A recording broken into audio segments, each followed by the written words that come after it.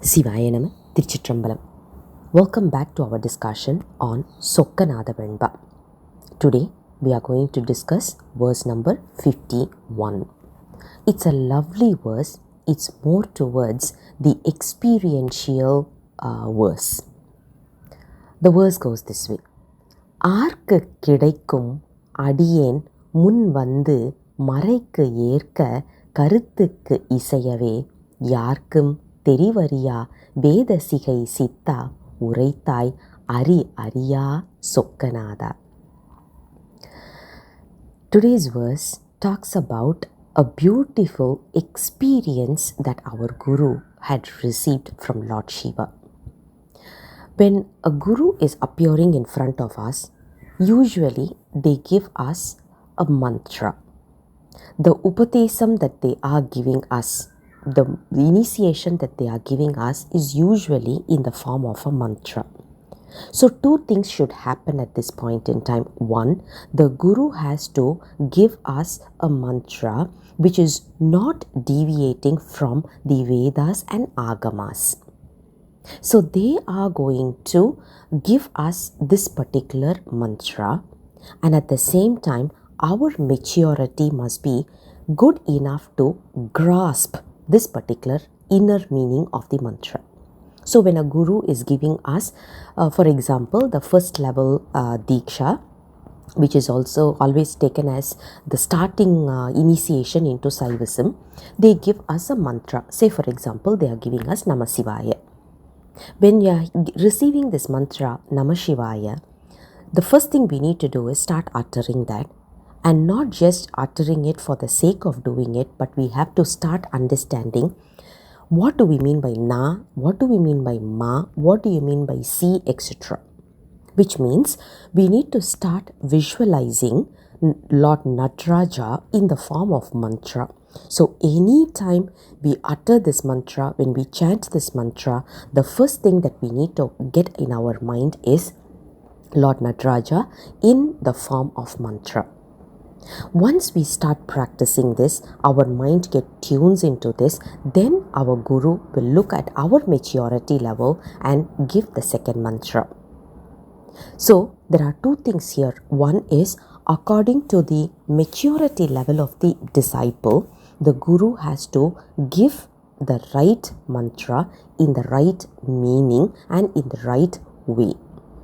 So those are the two steps that is being described in verse 51.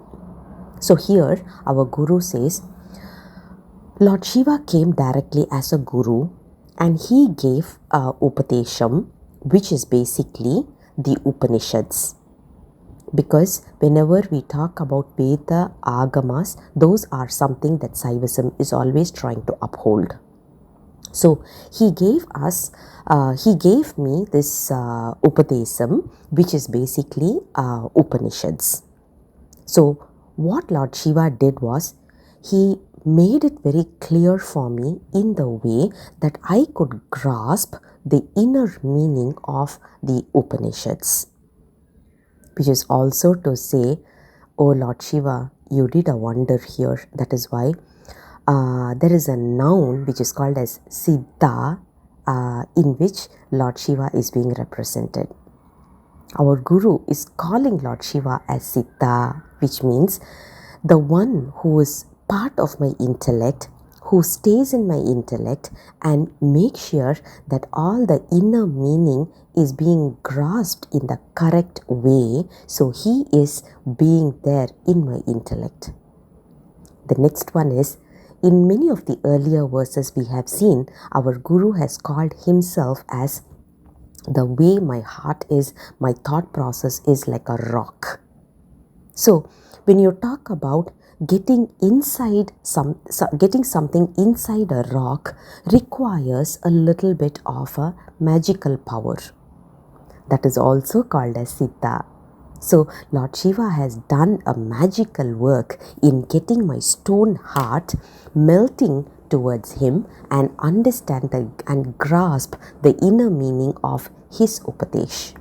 That is what verse number 51 is all about, and the last sentence talks about Annamalayar as well as Sokkanatha Peruman. Because we all know Brahma and Vishnu were trying to see Lord Shiva's lotus feet and his hair, but they were not able to find it. They were not able to seek it, because simply what they did was they went on with an ego, saying that I will be able to do it, rather than submitting themselves towards the love.